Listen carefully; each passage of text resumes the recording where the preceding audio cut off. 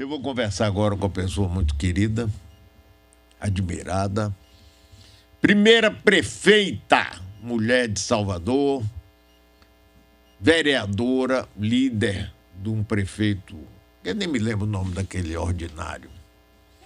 Gostava que ela tinha uma grande amizade e admiração com a Eliana Kertes. E meu filho Chico adora você também. E todos nós da nossa família admiramos você sabe disso.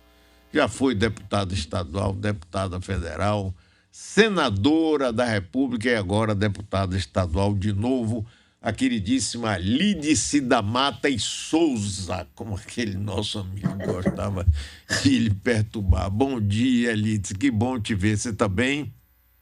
Bom dia, Mário. Estou bem, sim. Recebi ontem à noite a liberação da minha infectologista, da minha médica, porque eu estava de Covid, né? Fiquei durante 12 dias isolada. Que bom, Lídice. Lídice, minha amiga, me fale, você é relatora da CPI, da mista do fake news. A fake news. E agora, você acha que isso vai para frente? Qual é o seu sentimento em relação a isso, Lídice? Olha, Mário, a nossa expectativa era retornar, sim, agora em fevereiro, principalmente após a experiência da CPI da pandemia, Sim. em que chega num momento ela esbarra também nas fake news durante a pandemia. Eles conseguiram pedir formalmente o nosso apoio, nós colocamos a nossa equipe da CPMI, a equipe técnica, à disposição do trabalho da CPI da pandemia, mas, obviamente, era um assunto que não era o assunto principal daquela CPI, daquela investigação. Portanto, o que foi acumulado de investigação sobre fake news na pandemia, na investigação passada, e mais os inquéritos do Supremo Tribunal, tudo isso, eu digo, faz parte já de material que nós vamos ou deveremos nos debruçar para incluir no relatório da CPMI. E era essa a nossa expectativa. O presidente Coronel, Ângelo Coronel, senador pela Bahia, já havia me comunicado que negociou com o presidente do Senado a retomada da nossa atividade agora em fevereiro. Nós temos, a partir da retomada, 180 dias para trabalhar, para concluir nossos trabalhos, 180 dias no máximo, né? Mas a nossa expectativa agora depende mais, eu acho que menos da política e mais das condições de realizar o trabalho imediatamente. A Câmara dos Deputados já anunciou que não vai retornar às atividades presenciais no mês de fevereiro. Vai esperar passar fevereiro, ver como se desenvolve essa questão do surto da Ômicron, para poder vir a retomar o trabalho presencial. O trabalho da CPMI, ele é no Senado, mas obviamente que é muito importante, sem dúvida, a presença dos deputados federais. Lídice, você sabe que eu fico assim muito descrente, rapaz. Quando você viu a CPI da Covid, foi extremamente importante. Muitas coisas foram reveladas ali, assustadoras. Cada dia a gente tomava um susto, a gente via coisas, denúncias, inclusive daquele deputado que falou com o presidente, que o presidente disse que era Ricardo Barros que estava fazendo trapalhada. Tudo aquilo foi um trabalho importantíssimo, chegou a uma conclusão, vai para Rodrigo Augusto Aras. E aí a gente não ouve falar mais nada. E aí ele disse, eu fico assim dizendo, gaveta. É realmente frustrante, não é, Mário? É aquele trabalho que se costumou caracterizar na política como que acaba em pizza, né? Desculpa, pelos resquícios. Mas eu acho que os próprios senadores da CPI eles estão muito voltados para dar alguns segmentos. Inclusive, fizeram uma denúncia internacional, né? Tudo isso demora um pouco, do ponto de vista internacional. E aqui no Brasil, cabe também à sociedade buscar um pronunciamento, a gente retomar essa mobilização, né? Nós precisamos que essas pessoas sejam punidas, né? Nós estamos vendo aqui agora uma tentativa de se repetir isso com a vacinação infantil. Quer dizer, o presidente da República nega a vacinação infantil, depois fica protelando a chegada da vacina no Brasil, depois de um mês de decisão do próprio órgão da Anvisa, que é o órgão da saúde no país, para autorizar a vacina. E vamos ter, portanto, agora chegando aos poucos a vacina no Brasil. A Coronavac está pedindo a liberação pela Anvisa e eu espero que tenha condição também de ser liberada, porque isso ajudaria muito nesse momento agora, para que nós tivéssemos uma vacinação maciça de toda a população infantil até os 5 anos de idade. Aliás, fala-se que, no caso da Coronavac, talvez pudesse ir até os 3 anos de idade, o que seria muito positivo. Adalide, veja o seguinte, nós estamos no ano eleitoral. E todos nós sabemos como a fake news teve um papel importantíssimo na eleição de 2018. O Supremo Tribunal Federal tem tomado algumas medidas até duras em relação a isso. Mas, por outro lado, os beneficiários dessas fake news fazem tudo para continuar. Buscam o Telegram, que agora não tem nem sede no Brasil, uma rede social feita por Trump lá nos Estados Unidos. Tem um cidadão com a prisão decretada, pedido de extradição, ele está lá nos Estados Unidos, Eduardo Bolsonaro encontra ele, o ministro das Comunicações encontra ele. Quer dizer, é um deboche com a cara da justiça, um deboche com a gente. E eu fico muito preocupado. Eu acho que até onde a gente vai ter eleições mais limpas agora e sair dessa coisa de dizer, não, é a nova política, vamos rejeitar tudo que é político. A teoria foi essa que prevaleceu. Você elegeu Dória, elegeu Witzel, aquela do Rio de Janeiro, elegeu Bolsonaro, elegeu uma bancada de 51 deputados federais do PSL, tudo na onda de Bolsonaro. Você não fica apreensiva com essa eleição que a gente vai ter esse ano, não, Lides? Fico sim, Mário, fico sim. Eu não sou daquelas que acham que nós estamos numa onda do já ganhou com a candidatura de Lula. Eu acho que a batalha ainda não se iniciou. Hoje Lula tem todas as condições, digamos assim, para, neste momento, ganhar a eleição, mas a eleição não está dada, né? Haverá uma disputa muito intensa. Essas pessoas que estão no governo no Brasil não vão facilitar esta vitória, vão usar de tudo, de fake news, a tentativa de criar uma situação de certa violência na campanha, como criaram na eleição passada. Sim. Não é bom esquecer o nosso Moa aqui, né, que logo após a eleição foi assassinado numa comemoração da vitória de Bolsonaro, chegou a isso. Muita gente foi agredida no país inteiro. Então, esse clima de agressão que eles cultivam, de ódio, eles não vão largar. E na rede também não. Eu sou daquelas que acho e que penso que nós temos que ter liberdade na rede, claro, óbvio, que nós não temos uma bala de prata que atire e acabe com a fake news, mas acho que com as plataformas que nós já temos conhecimento, que são as mais populares em nosso país, nós temos condição, sim, de fazer regulação e de contar, inclusive, com a participação dessas plataformas na busca de soluções.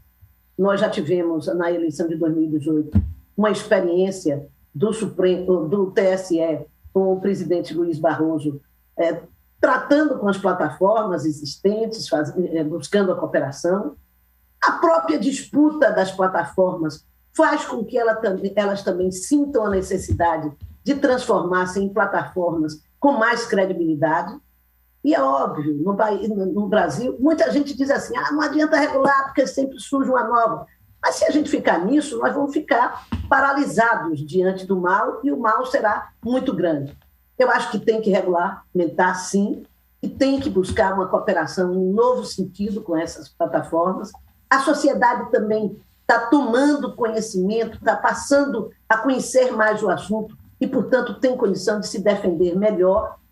E essas novas plataformas, você falou sobre o Telegram, no projeto atual, do 2630, que está na Câmara, que nós chegamos a debater, constituímos um grupo de trabalho, tem uma relatoria do deputado Orlando Silva.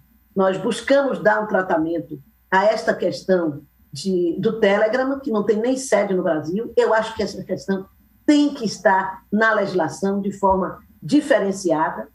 Eu acredito, aí tem novas plataformas, tem essa criada por Trump, tem empresas que são empresas de monitoramento da sociedade, que nós estamos vendo aí em outros países acontecer, que são empresas americanas, empresas que estão colocadas a serviço de países e de governos extremamente autoritários. Elas já têm, inclusive, alguns processos nos Estados Unidos contra elas. Então, nós temos que ir adiante, não podemos nos paralisar com a ideia de que a rede é um paraíso, né? Não podemos atingir a liberdade de expressão. A liberdade de expressão é fundamental, mas a fake news não é liberdade de expressão, volto a dizer. São mentiras, são calúnias que são divulgadas de forma organizada. Não há uma adesão espontânea. Claro que você tem uma minoria de adesão espontânea. Essa adesão espontânea é conduzida, organizada por estruturas de inteligência artificial contratadas, portanto, por empresas contratadas para fazer esse serviço de disseminação de uma ideia falsa. E na eleição de 2018, nós vimos a existência de diversas delas. A invenção de que existia um kit gay no Ministério da Educação, que hoje está desmoralizada, a invenção de mamadeiras para estimular bebês numa prática absurda, né? A ideia de que Haddad teria jogado fora uma Bíblia, né? São mentiras que levaram tempo para serem desconstruídas e que hoje a sociedade sabe que foram mentiras construídas para criar um ambiente de fake news.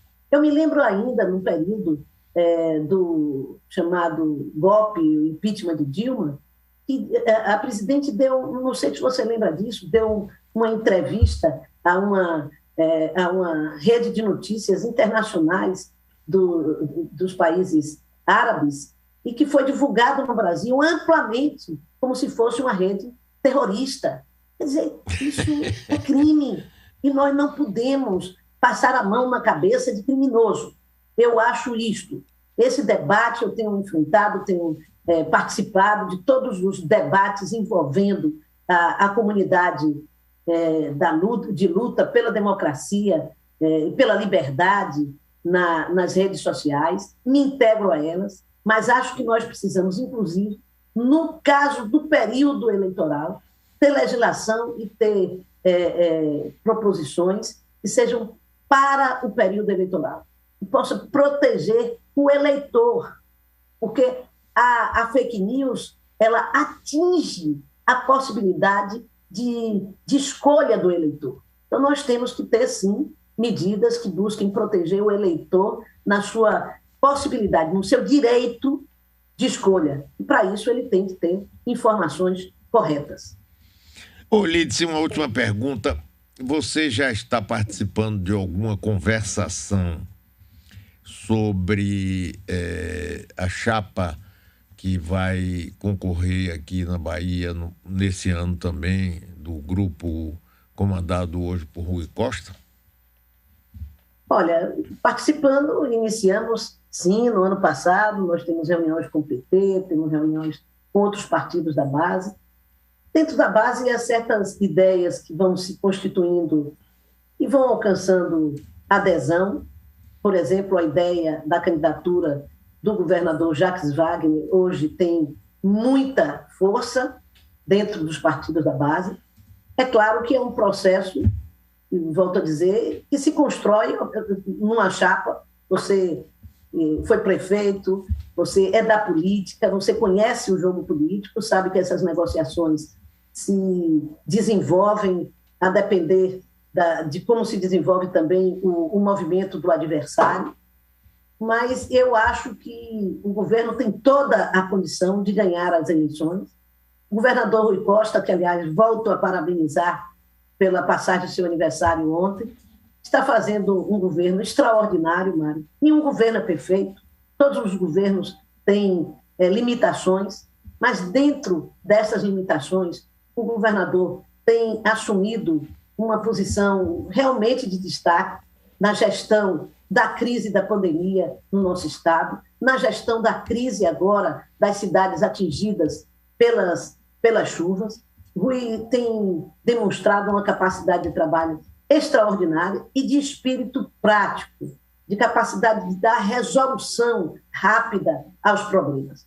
Ontem, já estava, antes de ontem, entregando 42 máquinas pesadas para 19 consórcios de infraestrutura em todo o estado, especialmente os consórcios das áreas que foram atingidas pelas chuvas, e não está esperando, não fica esperando o socorro do governo federal, embora este seja indispensável e deva ser na casa dos bilhões, porque os estragos feitos na Bahia e em Minas Gerais exigem do governo federal uma ação e não uma omissão, como nós estamos vendo, uma ação que possa efetivamente garantir o socorro e a reconstrução dessas cidades. E quando falo em omissão, eu não deixo de observar que tiveram ministros aqui presentes, ministros da Bahia, ministros de fora da Bahia. O problema é que o resultado dessas visitas e dessa presença ainda não foi o resultado devido. Até porque nós ainda, como demonstração da inoperância deste governo, nós ainda não temos sequer o orçamento já votado no Congresso Nacional, publicado, né? Então, nós estamos diante de uma crise grave da sociedade brasileira. O presidente da República permaneceu em férias e a Bahia reagiu, a Bahia foi para cima, o governador foi para cima. Então, essa força do governo de Rui, né, da sua capacidade de gestão, somada ao legado que Wagner deixou real de construção do governo, que mudou a vida das pessoas na Bahia para melhor em diversas áreas essenciais da vida dos baianos, eu acredito que ela terá força, sim, de ser vitoriosa. Além do mais, nós tratamos aqui de assuntos que você tratou agora, que demonstram a paralisação de certos segmentos da justiça e de crimes que foram cometidos e não foram punidos até então, que partem de uma premissa básica: nós precisamos mudar o governo do Brasil. Nós precisamos fazer com que o Brasil volte a sonhar com um país, em ser um país diferente, e volte a ter a capacidade, a nossa economia, de desenvolver-se e de gerar riqueza, renda, mas também empregos, novos empregos. E para isso, não será com Bolsonaro que nós vamos alcançar este patamar de desenvolvimento. É necessário que o Brasil tenha a possibilidade de retomar um caminho vitorioso, inevitável. É claro que esse caminho não foi uma linha reta. Ele teve impedimentos, ele teve empecilhos, ele entrou no governo de Dilma em momentos difíceis da economia, mas o Brasil tem condição de sair disso, porque os primados, né, os patamares, os pilares plantados, se é que foram plantados no governo de Bolsonaro na economia, são frágeis e, principalmente, o seu governo tem sido um governo baseado na destruição do Estado brasileiro, das políticas públicas de nosso país. Então, isto também vai ser um elemento essencial na eleição. Não adianta a gente pensar que a eleição da Bahia vai ser uma ilha. Não vai ser uma ilha. A eleição, o debate nacional vai participar com muito vigor da eleição do governo da Bahia. E eu acredito muito na nossa vitória. Muito bem, Lídice, muito obrigado, que você se restabeleça completamente, volte para a luta, que você sabe combater o bom combate. Um grande abraço para você, Lídice. Grande abraço, Mário, parabéns pela condução permanente da metrópole aí nesse tempo inteiro da pandemia, nunca baixou a bandeira, nunca deixou o negacionismo tomar as nossas mentes.